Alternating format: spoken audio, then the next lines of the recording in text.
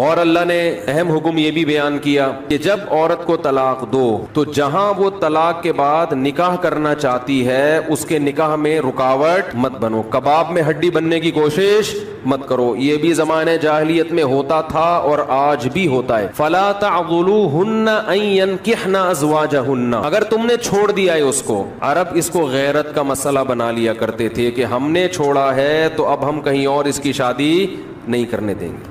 ہمارا معاذ اللہ یوں کہتے تھے تھوکا ہوا مال، جیسے آج بھی لوگ کہتے ہیں ہم نہیں کسی کہیں اس کو نکاح کرنے دیں گے۔ اس سے بھی قرآن نے کیا کیا؟ منع کیا۔ اور اس سے بھی منع کیا کہ اپنی مرضی سے زبردستی اس کا نکاح بھی مت کراؤ طلاق یافتہ کا۔ ینکحن ازواجہن، اپنے سلیکٹڈ شوہر سے نکاح کرنا چاہتی ہے تو تم کباب میں ہڈی بولو نہیں بنو، یعنی اس کو یہ رائٹ ہے کہ وہ جہاں چاہے نکاح کرے۔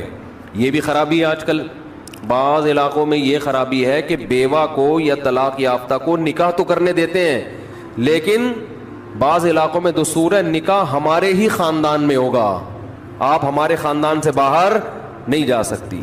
اس کو بھی قرآن نے کیا کیا؟ بولو ختم۔ نکاح بھی سے بھی نہیں روک سکتے، اور نکاح بھی وہاں ہوگا جہاں آپ نہیں بلکہ یہ چاہے گی۔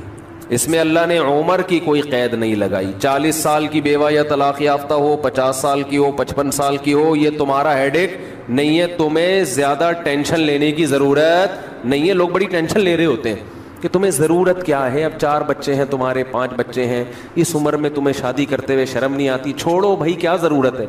تو اللہ فرماتے ہیں کہ تمہیں ٹینشن لینے کی ضرورت بولو یہ اس کا ہیڈ ایک ہے، یہ تمہارا ہیڈ ایک نہیں ہے۔ جیسے کوئی 4 شادیاں کر رہا ہے تو اس کا ہیڈک ہے نا، آپ کا ہیڈک تھوڑی ہے یہ۔ آپ پتہ نہیں کیوں پریشان ہیں، مفتی صاحب کو کیا ہو گیا، وہی ان کا ہیڈک ہے، آپ کا ہیڈک نہیں ہے یہ۔ میں اپنی بھی درمیان میں لگا دیتا ہوں نا۔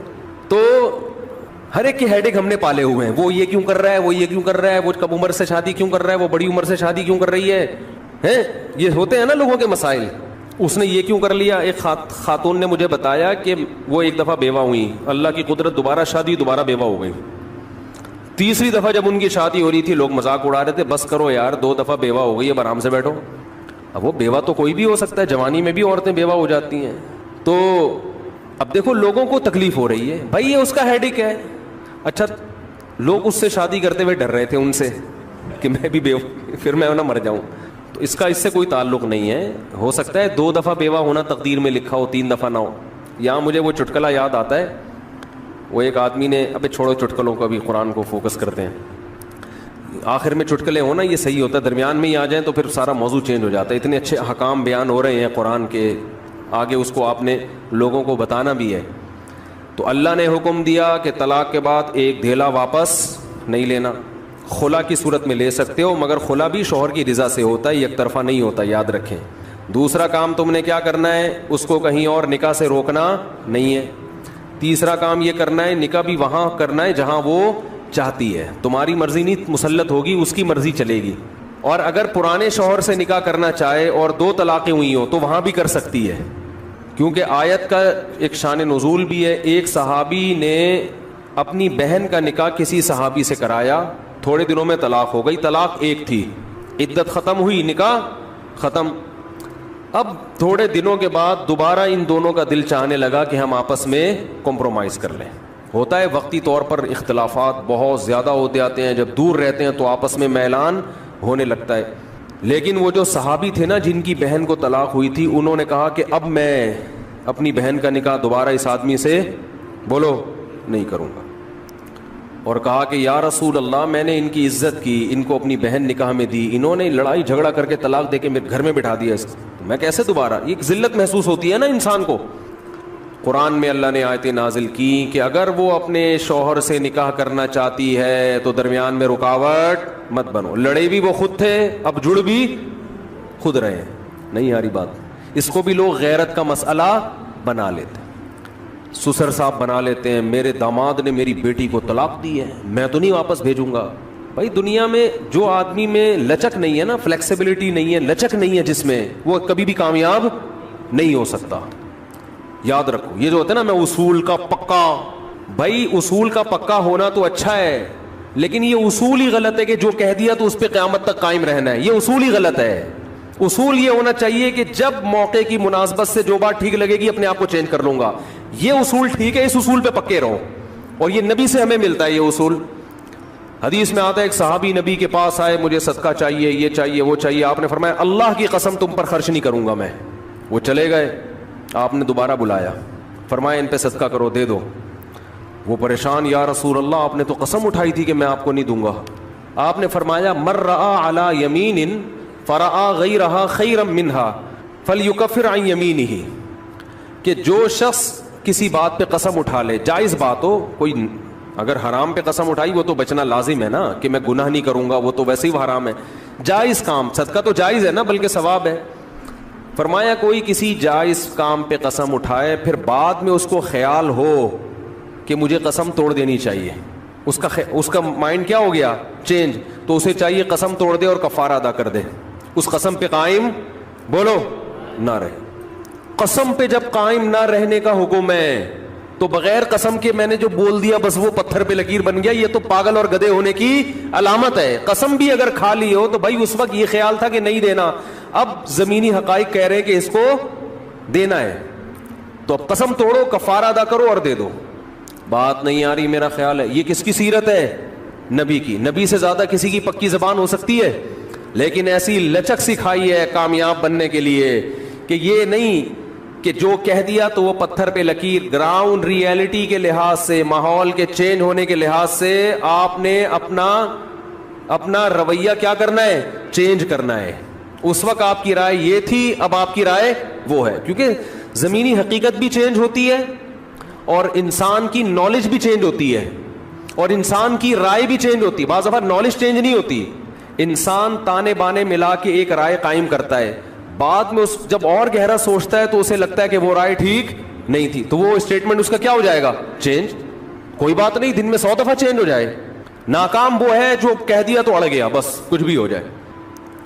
اب دیکھو, ایک آدمی آپ کو مستحق نظر نہیں آ رہا تھا, آپ نے کہا اللہ کی قسم تجھے میں صدقہ نہیں دوں گا, تو فراڈی ہے. بعد میں پتہ چلا نہیں فراڈی نہیں ہے, آپ کو نہیں, میں نے تو بول دیا تھا میں نہیں دوں گا. بھائی اب فراڈی ہونے کی بیس پہ نہیں دے رہے تھے, تو اب پتہ چل گیا یہ فراڈی نہیں ہے. بعض دفعہ پہلے بھی پتا تھا فراڈی نہیں ہے, اب بھی پتا ہے نہیں ہے, لیکن پہلے خیال تھا کہ نہیں دینا چاہیے, اب خیال ہے کہ دے دینا چاہیے, تو رائے چینج کر لو. بہت مشکل ہے. اور گھریلو جھگڑوں میں تو میاں بیوی کی طبیعت میں اگر لچک نہیں ہے نا, 4 دن بھی ان کا رشتہ نہیں چل سکتا. یہ تو مجھ سے ابھی لکھوا کے سگنیچر انگوٹھے لگا لو, جیسے سبزی والے نے ٹھپے لگائے تھے انگوٹھے لے کے گھوم رہا ہوں, لیکن آپ انگوٹھے نہیں, آپ مجھے پکڑ لینا, میں کہاں بھاگوں گا. وہ جب بھی انگوٹھے کی بات آتی ہے مجھے وہ سبزی والا یاد آتا ہے جس کو میں نے بزنس کے لیے پیسے دیے تھے, اور اس نے ایمانداری میں اسٹیمپ پیپر پہ اپنے انگوٹھے لگا کے دیے تھے. جب وہ پیسے لے کے بھاگا تو 3 سال میں نے وہ انگوٹھے سنبھال کے رکھے.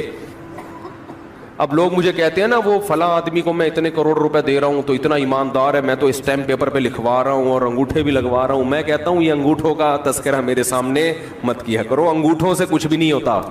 بندہ اگر 2 نمبر ہے, اسٹیمپ پیپر بکری کو کھلا دینا, کسی کام کا نہیں ہے یہ اسٹیمپ پیپر, عدالت سے بھی نہیں نکلوا سکتے.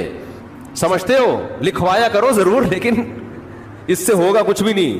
عدالت انگوٹھا دیکھ کے بولے گی بس ٹھیک ہے انگوٹھا, اب انگوٹھے کو پکڑ کے جیل میں ڈال دو, بس انگوٹھے کو دیے تم نے پیسے. بندہ تو پکڑائی میں آئے گا ہی نہیں, آ بھی گیا تو کچھ بھی نہیں کر سکتے.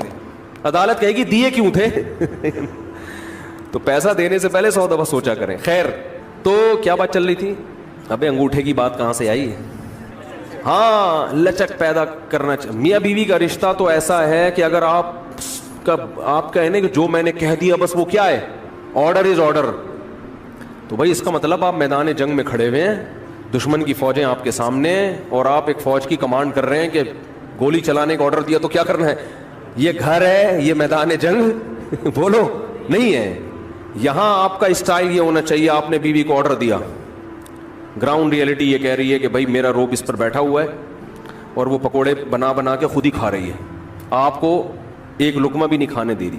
آپ غصے میں آئے, آپ نے کہا بیگم مزید پکوڑا اگر کھایا نا تو گراؤنڈ ریئلٹی کہہ رہی ہے کہ اس دھمکی سے یہ پکوڑے کھانا چھوڑ دے گی نا. لیکن آگے اس کا ایٹیٹیوڈ آپ نے دیکھا, اس نے کہا تو کیا کر لے گا, فوراً وہ کرچلی اٹھائی, تو کیا کر لے گا, فوراً لچک پیدا کرو. بولو تو صبر کروں گا اور کیا کروں گا. یہ کامیاب, یہ گھر کیا کیسے چلے گا, یہ رشتہ جوڑا رہے گا.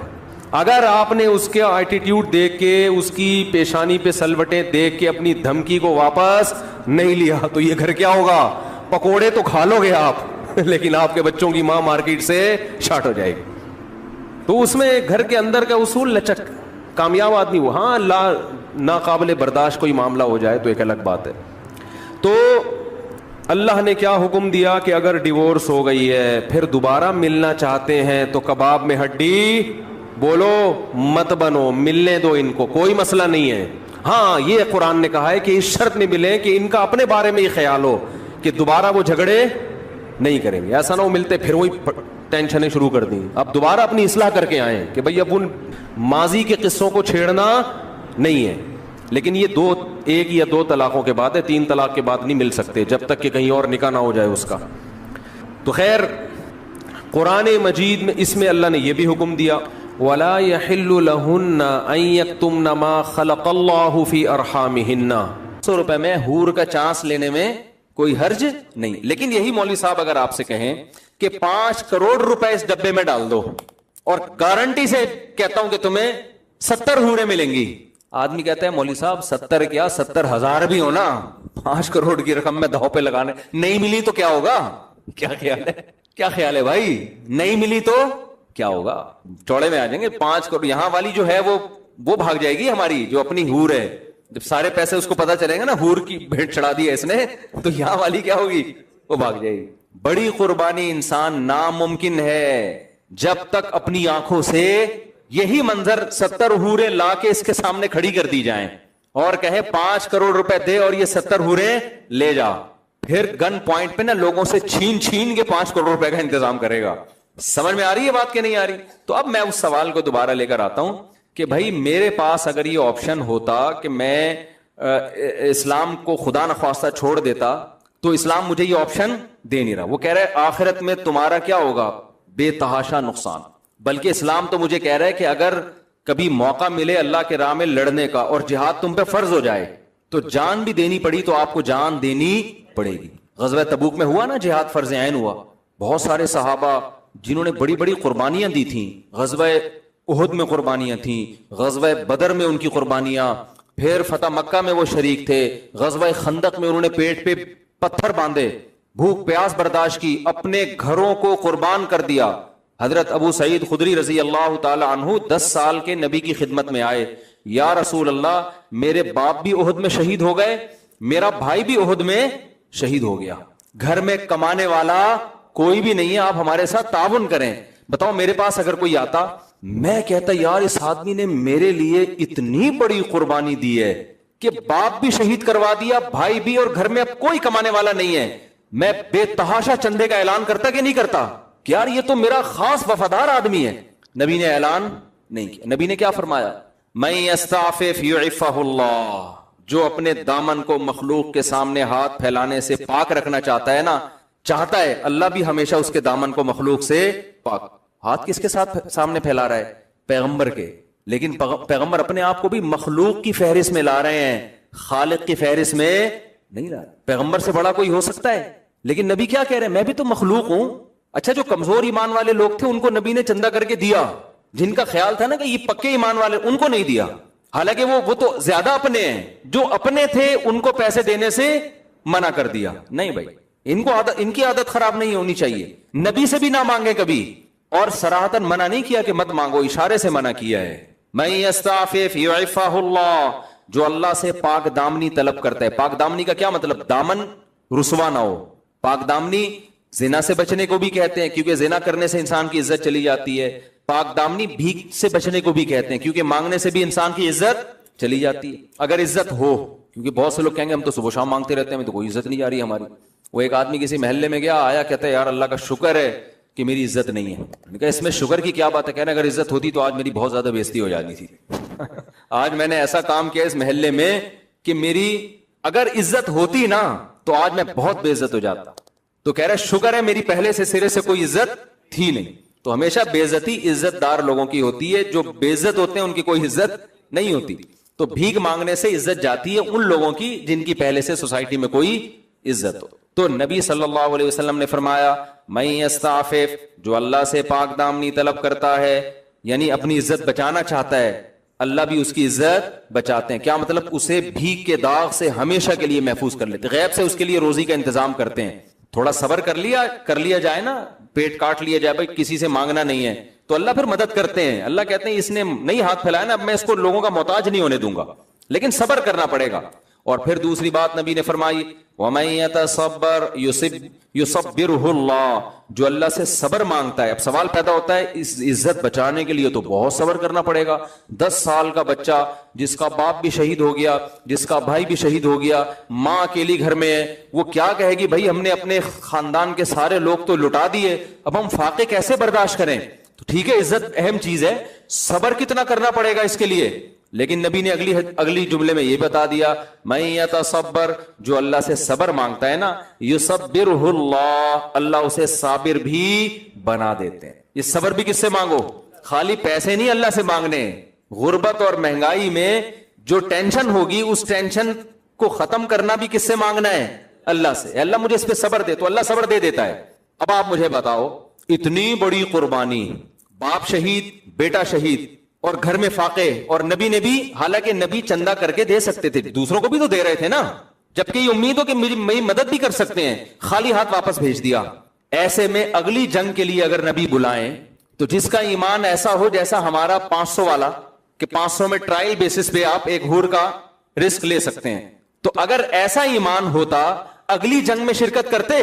بولتے کیوں نہیں میرے بھائی، کبھی بھی نہیں کرتے. لیکن انہوں نے ہر جنگوں میں نبی کا ہمیشہ ساتھ دی. بدر میں شریک ہونے والے، احد میں شریک ہونے والے، خندق میں تو کتنی ٹینشن تھی. اب آپ دیکھو اسلام کو اپنے دعوے کی سچائی کا یقین کتنا ہے کہ اسلام بھی کوئی لچک نہیں دکھا رہا. تبوک کا جب موقع آیا نا تو تبوک سے زیادہ سخت، اگر آپ تاریخ اٹھا کے دیکھیں، ایسا لگتا ہے کہ اس سے زیادہ سخت کوئی آزمائش کا موقع تھا نہیں. احد میں بھی لڑائی بڑی سخت ہوئی ہے، لیکن وہ تو لڑنے کے بعد پتا چلا نا کہ سخت ہوئی ہے، پہلے تھوڑی پتا تھا.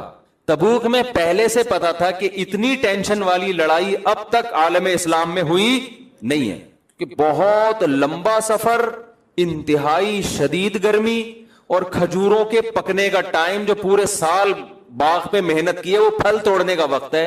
اور رومیوں سے لڑائی، انگریزوں سے، جو آج کے انگریز ہیں، یہ اس زمانے میں بڑے ماہر تھے، یہ ان سے لڑائی ہے. اتنا